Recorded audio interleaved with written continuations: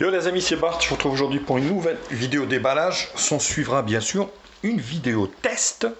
Aujourd'hui c'est un ordinateur que je vous présente de chez Asus. Donc bien sûr si le concept de la chaîne vous plaît, donc je déballe des produits. Généralement si c'est des téléphones je les teste. Donc le déballage est pris en main, je vous présente le look, les caractéristiques. Je le teste pendant quelques jours et puis je vous fais un retour assez précis. Je vous dis mon avis personnel s'il faut l'acheter ou pas. Ou sinon, comme si c'est un ordinateur comme ça, je le déballe, je le teste et je vous dis ce que j'en pense. N'hésitez pas à me soutenir en vous abonnant directement et puis actionnez la cloche pour recevoir les notifications de la chaîne. Vous pouvez également faire un don si vous voulez pour améliorer le contenu de la chaîne. Vous avez les liens dans la description de la vidéo. Donc Asus, bon voilà, c'est plus à présenter. Grande marque, hein, donc que ce soit ordinateur, que ce soit tout ce qui est high-tech. Alors, pas évident. Donc ici, est-ce que je peux zoomer un peu ou pas? Hop. Là, voilà, vous avez donc les caractéristiques. Donc on a un écran LCD à Full HD de 14 pouces.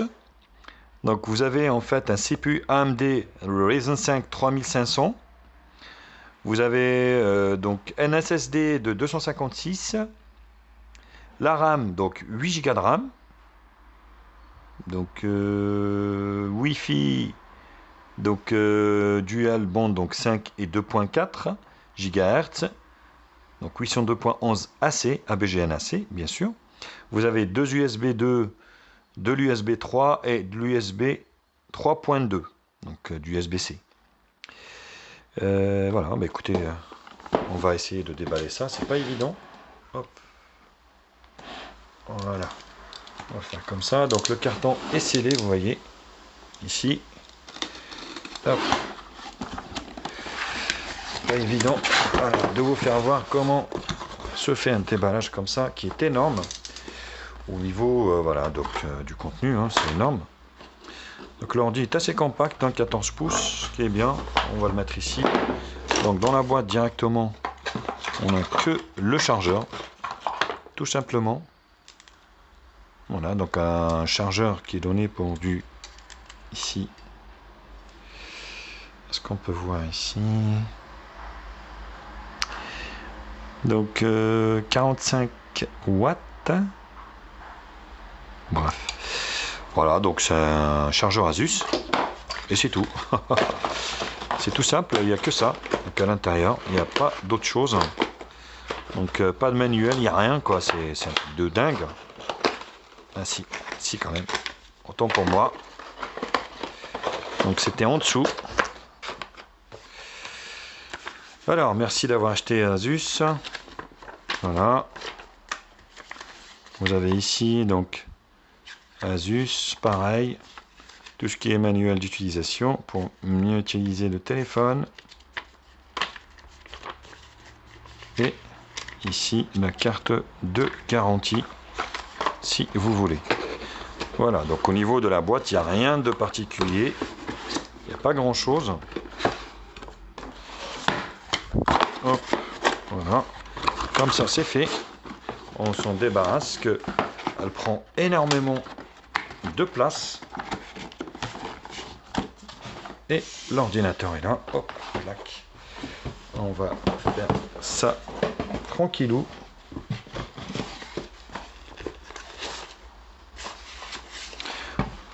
Voilà, donc le modèle est tout en plastique.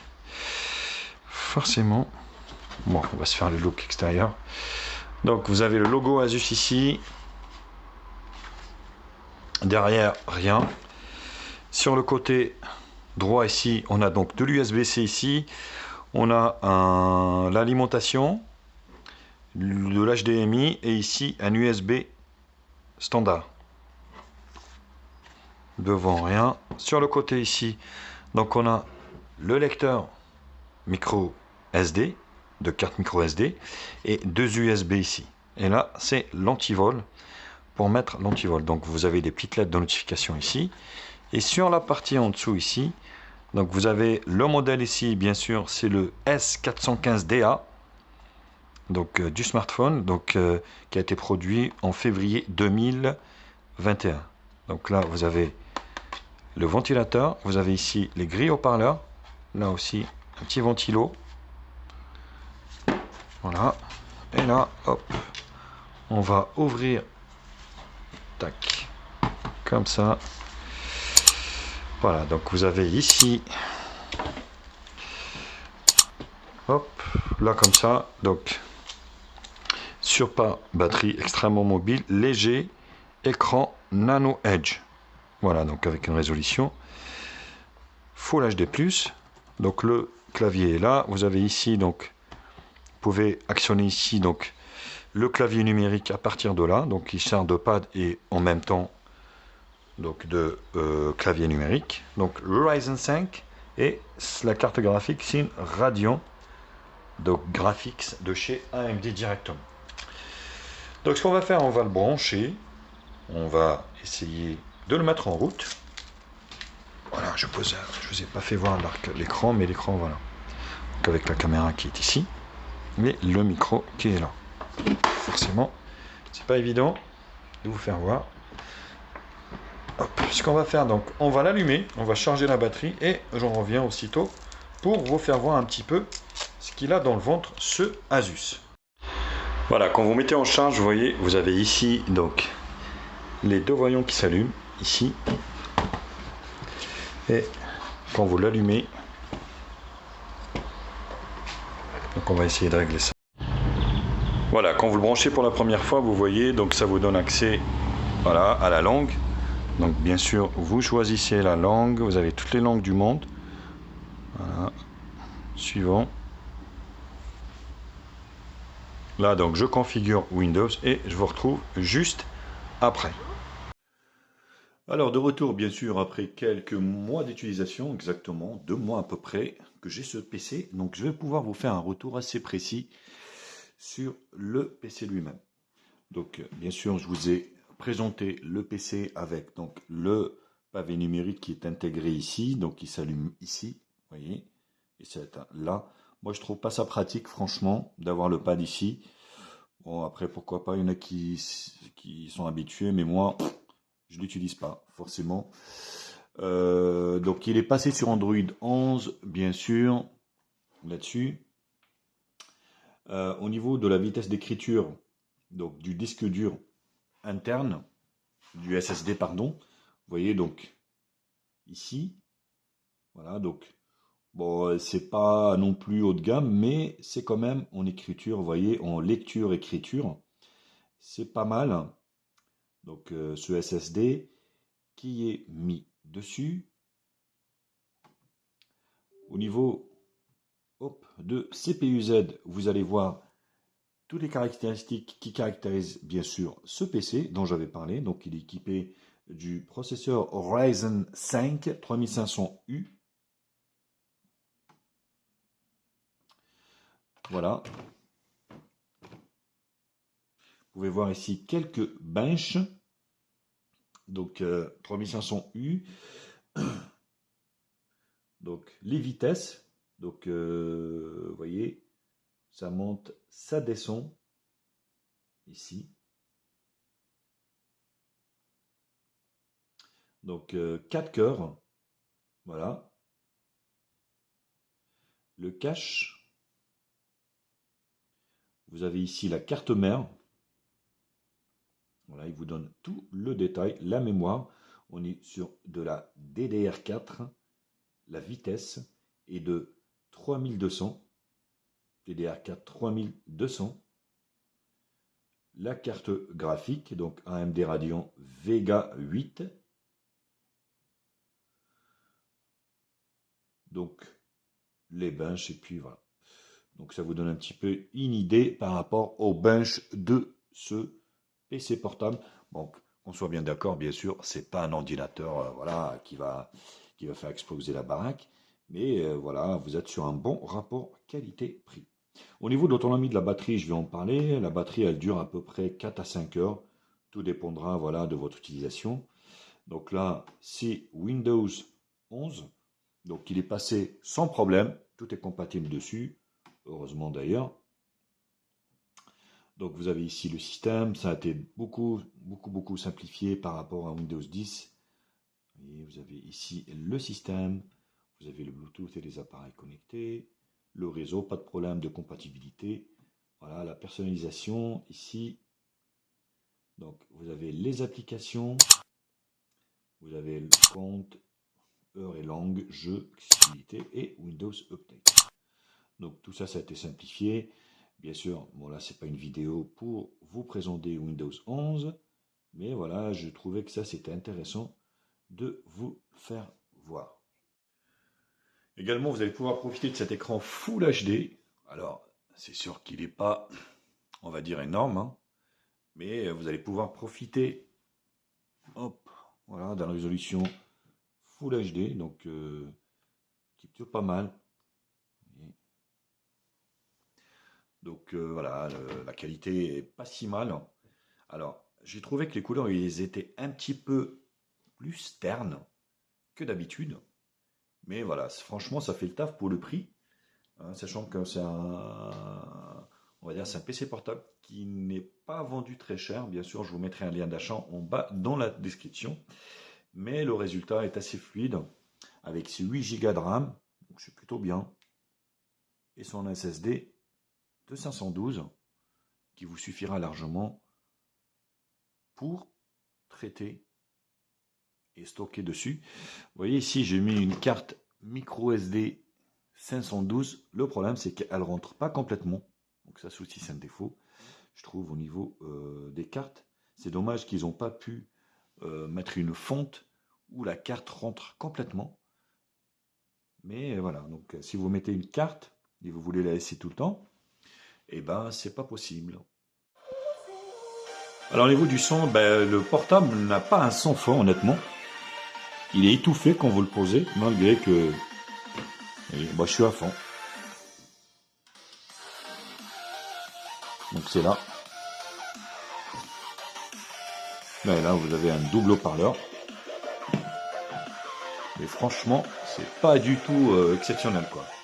Le son est juste, donc il va falloir mettre une enceinte Bluetooth si vous voulez augmenter le son. Mais le son d'origine, vous voyez, je suis à fond. Je suis à 100%. Donc c'est juste moyen. C'est bien dommage, hein, ils auraient pu faire un effort là-dessus, mais voilà, ils ont fait l'économie sur ça. Et du coup, le compte n'y est pas, je trouve.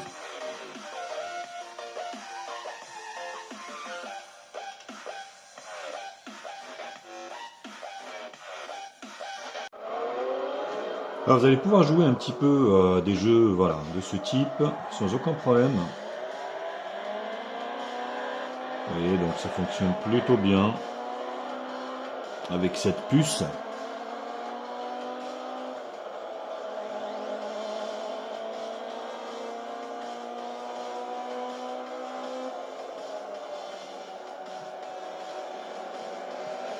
Vous voyez, ça lag pas trop.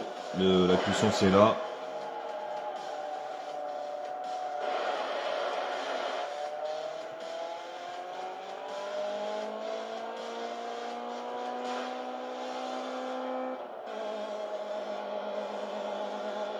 Voilà, donc cette Vega 8. Ouais, je sais pas, comme ça c'est mieux peut-être.